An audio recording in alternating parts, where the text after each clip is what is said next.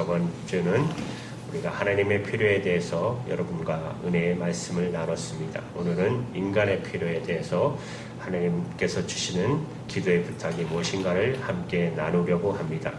다시 한번 말씀을 여러분에게 상기시키시면 마태복음 6장 9절 13절까지를 뭐라고 한다고요? 주 기도문 이렇게 부릅니다. 주께서 가르치신 기도라고 부릅니다. 이 주 기도문은 정확하게 두 개의 단락 부분으로 나누어져 있습니다. 첫 부분, 저번 주 말씀 함께 나누었던 6장 9절과 10절이 바로 전반부를 형성합니다. 이 주 기도문의 전반부는 하나님의 필요에 집중하고 있다고 말씀드렸습니다. 우리가 먼저 기도할 것은 우리가 필요한 것이 아니라 하나님의 필요를 위해서 기도하라고 말씀드렸습니다. 하나님의 필요에 기도하면 우리가 필요한 것은 저절로 채워진다는 것을 여러분 함께 은혜를 나눴죠. 오늘 우리는 이제 후반부를 주목합니다. 11절부터 13절까지 이 대목은 인간의 필요, 정확하게 말하면 우리의 필요에 대해서 가르치고 있습니다. 이 주기도문의 우리의 필요, 바로 이 대목을 통해서 우리는 지난 세월 지금까지 어떻게 하나님의 공급을 경험했는가를 결산하고자 하는 것입니다. 세 가지 필요가 나오는데요. 첫째는 육체의 양식에 대한 필요, 두 번째는 관계 속의 평화입니다.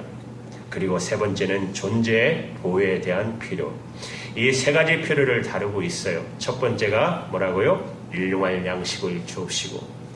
여러분 인생 이제까지 살아오시면서 그래도 여러분 잘 먹고 사신 거 감사하지 않습니까? 여러분의 얼굴이 그것을 증명하고 있지 않습니까? 오늘 우리가 살고 있는 이 땅에 여러분 그러나 소위 절대 빈곤층이 존재한다는 사실을 아십니까? 대부분 이 문제를 연구하는 학자들은 인구 전체 인구의 5분의 1은 아직도 절대 빈곤층으로 분류합니다. 그러니까 전 세계 인구 가운데 약 12억 인구가 절대 빈곤층에 속하는 것입니다. 그들은 불과 1불, 단돈 1불 가지고 하루를 연명하고 있습니다. 그것도 벌지 못할 때도 있습니다. 그저 1불 정도 가지고 가까스로 연명하는 사람들이 아직도 전 세계에 12억이라는 인구가 된다는 사실입니다. 여러분의 한국도 몇 년 전만 해도 그런 사람들이 많이 있지 않았습니까? 그나마 지금은 많이 혜택이 주어지지만 그렇죠. 그 당시만 해도 옛날 한 80년도만 해도 절대 빈곤층이 우리 한국에도 한 400만이 된다는 통계가 나와 있습니다. 그렇다면 이 땅에 살고 있는 사람 중에 12사람 중에 1사람쯤은 절대 빈곤층에 속하는 사람이라고 할 수가 있는 것입니다. 그런데 나는 이제까지 잘 먹고 살았다면 감사한 거 아닙니까? 여러분 이 사실을 생각하면 먹을 수 있다는 것, 이 사실이 얼마나 대단한 감사에 속한 것입니까? 오늘 주님은 우리에게 기도할 때 일용할 양식을 달라고 기도하라고 부탁하십니다.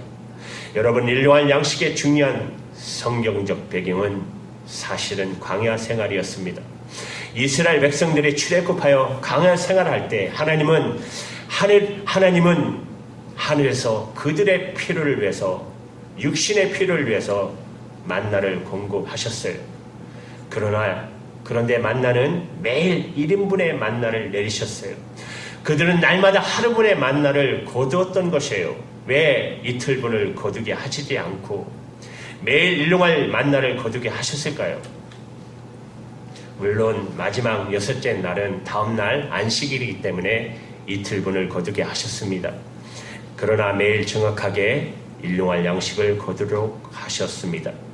그것은 하루하루 그렇게 해서 하나님을 의존하는 훈련을 시키고자 하셨던 것이에요. 만일 하나님이 우리에게 아니 이스라엘 백성의 과거 백성들에게 한 달의 양식 혹은 1년의 양식 혹은 10년의 양식 혹은 평생의 양식을 한꺼번에 주셨다면 과연 그들이 양식이라는 절실한 필요를 위해서 기도할 필요가 있었을까요? 바로 그것이 그 백성들로 하여금 양식 그 자체가 문제가 아니라 양식을 통해서 하나님을 의존하게 만드는 하나님의 방법이었던 것이에요. 사랑하는 여러분, 지금은 세계 곳곳에 지금 경제 위기로 많은 곳이 어렵다는 소식을 들려옵니다. 그렇죠? 지금 경제가 미국은 좀 나아진 것 같지만 아니죠. 중국과 무역 전쟁 때문에 또 힘들어지고 있지 않습니까? 세계 대부분의 경제 위기 속에 있습니다. 이런 대부분의 경제 위기는 우리로 하여금 우리의 시선이 양식이 아닌 양식을 주시는 하나님께 집중하게 하려는 하나님의 특단의 조치가 있었을 때 종종 인류는 이런 경제적인 위기를 경험하는 것입니다. 그렇다면 사랑하는 여러분, 지금이야말로 그 하나님을 다시 바라볼 시간이 아니겠습니까? 일용할 양식을 주옵시고, 우리가 이 기도를 하면서 우리의 필요를 위해서 기도하면서 동시에 그 양식을 얻을 수 있는 일터를 주신 것, 건강을 주신 것, 비즈니스를 주신 것, 기도하면서 지금까지 이것을 공급하신 하나님 앞에 감사하며, 그리고 다시 이것을 공급해 주실 하나님을 의존하는 믿음을 고백할 때, 사랑하는 여러분, 우리는 매일매일 하나님이 공급하시는 은혜 속에 하나님의 놀라신 은혜를 경험하게 될 것입니다. 일용할 양식을 주옵시고, 두 번째 기도는 우리의 필요를 위해서 기도하라고 부탁하십니다. 두 번째는 바로 관계의 평안을 위해서 기도하라고 가르치십니다. 우리가 우리에게 죄 지은 자를 사하여 준 것 같이 우리 죄를 용서하여 주옵소서. 저는 일용할 양식 못지않게 우리에게 필요한 것이 일용할 용서라고 생각합니다. 우리의 삶은 관계를 만들어져 갑니다.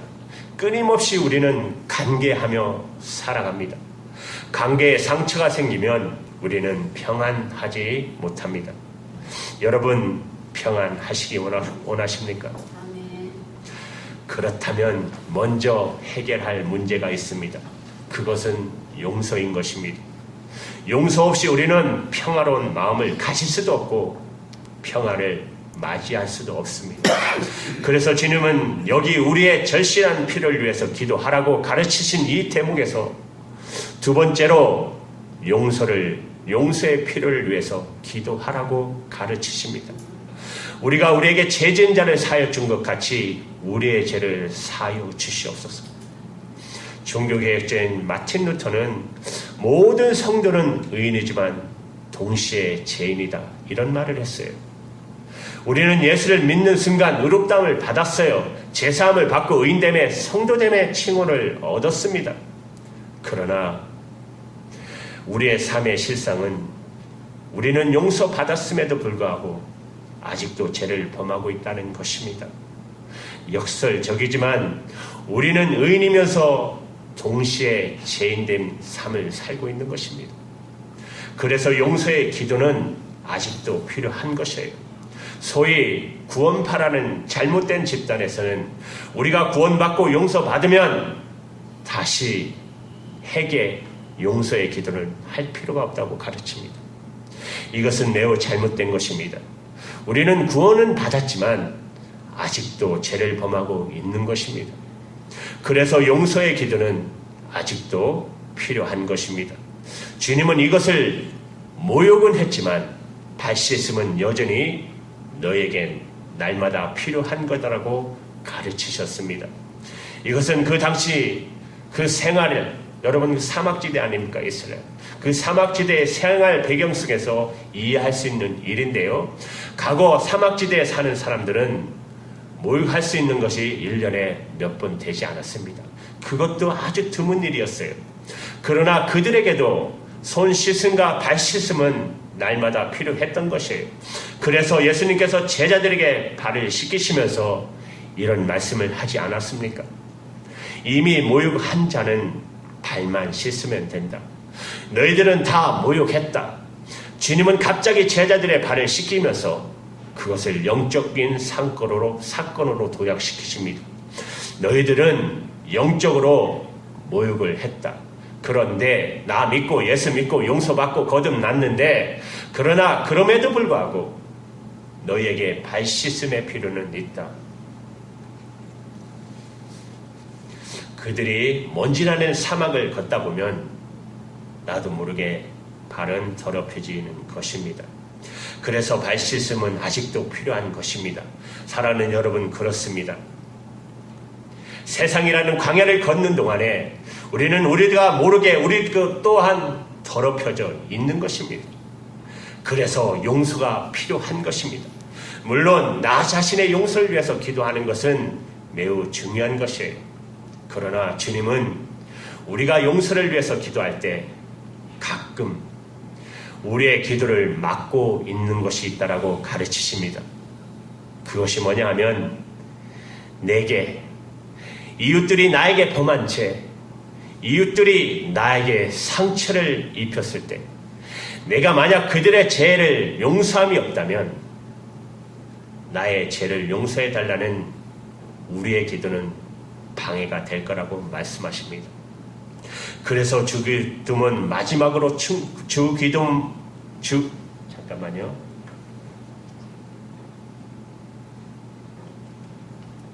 그래서 주기도문만으로 충분하지 않다고 생각하신 주님은 주기도문에 의해 이어서 계속되는 교훈을 베풀어 주셨어요.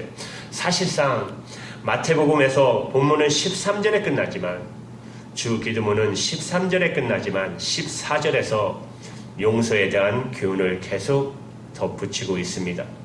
너희가 사람의 잘못을 용서하면 너희 하늘에 계신 아버지께서도 너희의 잘못을 용서하시려니와.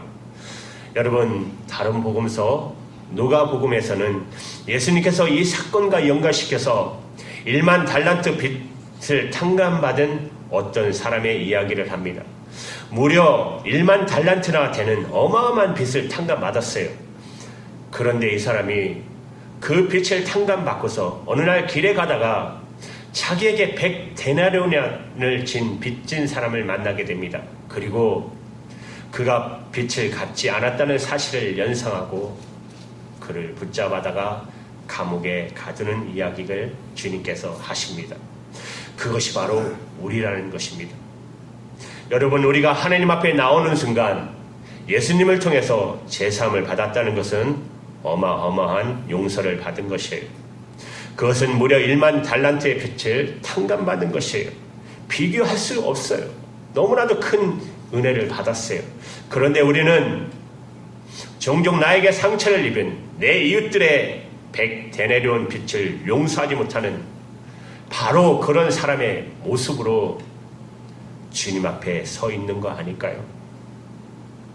어떤 사람이 1만 달란트와 100데나리온을 비교했는데요.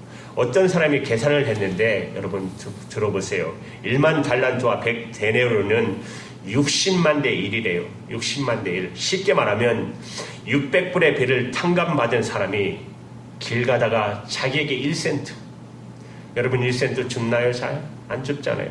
1센트 빚진 사람을 용서하지 못하고 채근하고 그를 감옥에 가두는 사건. 그것이 혹시 우리의 모습이 아닌지 모르겠어요.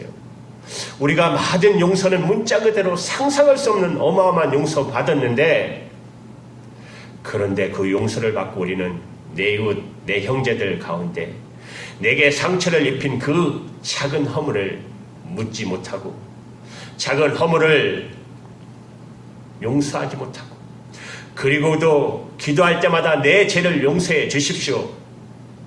그 기도는 진정한 용서의 기도가 될 수 없다는 것이에요. 그렇다면 우리가 참으로 우리 이웃들의 죄를 용서했다면 어떻게 여러분 알 수 있습니까? 더 이상 그 사람과 나 사이에, 그를 만남과 그의 관계에 있어서 내 마음에 어떤 문제가 여러분 없어야 합니다. 물론 나는 오랫동안 그 상처를 기억할지는 모릅니다. 그러나 적어도 그 사람과 정상적인 관계를 맺어가는 일, 그 일에는 이상이 없을 때 나는 그를 용서한 자로 주님 앞에 서서 내 기도를 드릴 수가 있을 것입니다. 사랑하는 여러분, 그렇습니다. 내가 어떤 사람을 참으로 용서했다면 더 이상 이제 그 일을 문제 삼지 마십시오. 우리는 컴퓨터에서 종종 잊지 않고 기억하기 원하는 것들을 저장 목록을 만들어서 그 안에 집어넣습니다. 그리고 그렇게 놓습니다.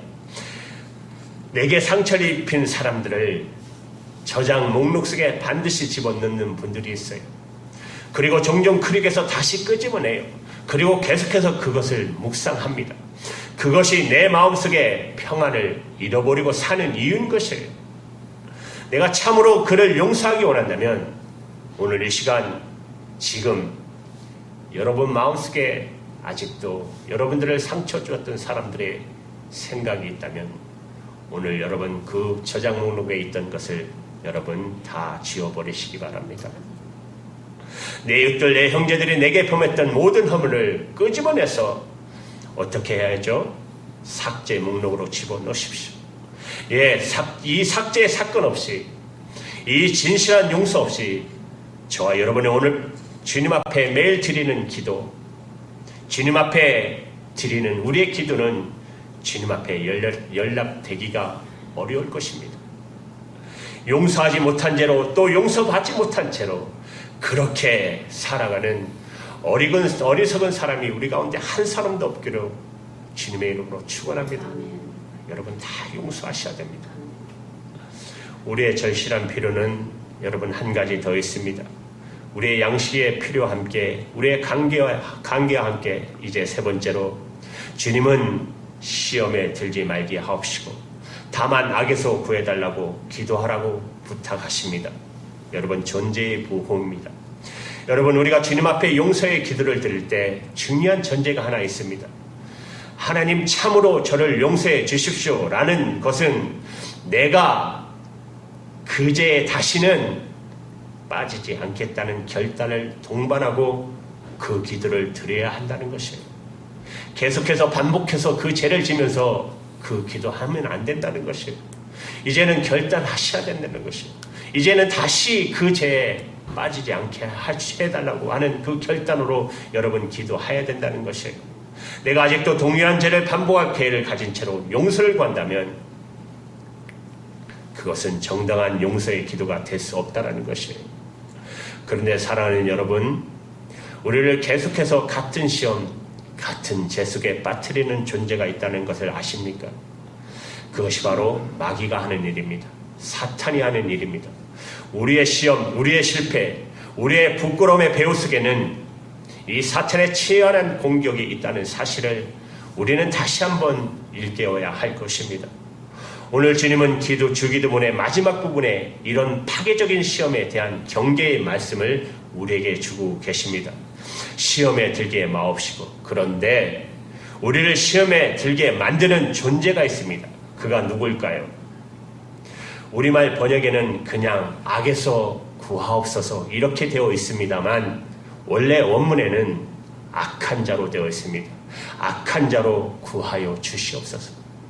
악한 자에게 구해 주시옵소서. 악한 자가 바로 사탄인 것입니다. 마귀인 것입니다. 그가 끊임없이 우리를 시험에 빠뜨리고 동일한 죄 속에 거할 수 있도록 우리를 빠뜨리는 것이에요. 사랑하는 여러분, 내가 완전히 이제 이 죄에서 해방된 새로운 마음가짐으로 살아가시기 원하십니까? 그렇다면 이 사탄의 통치를 거부하셔야 합니다. 이 주기도문의 전반부의 가장 중요한 강조점은 제가 말씀드렸죠. 하나님의 나라가 임하도록 기도하라고 주님이 부탁하셨지 않습니까? 그 말을 바꿔서 말하면 하나님의 통치를 위해서 기도하라는 것이에요. 하나님의 통치. 그런데 이 주기도문의 이 마지막 말면은 주님은 이제 사탄의 통치를 거부하라고 말씀하십니다. 악한 자에게서 구하옵소서. 이것은 사탄의 통치를, 마귀의 통치를 거부하라는 말입니다.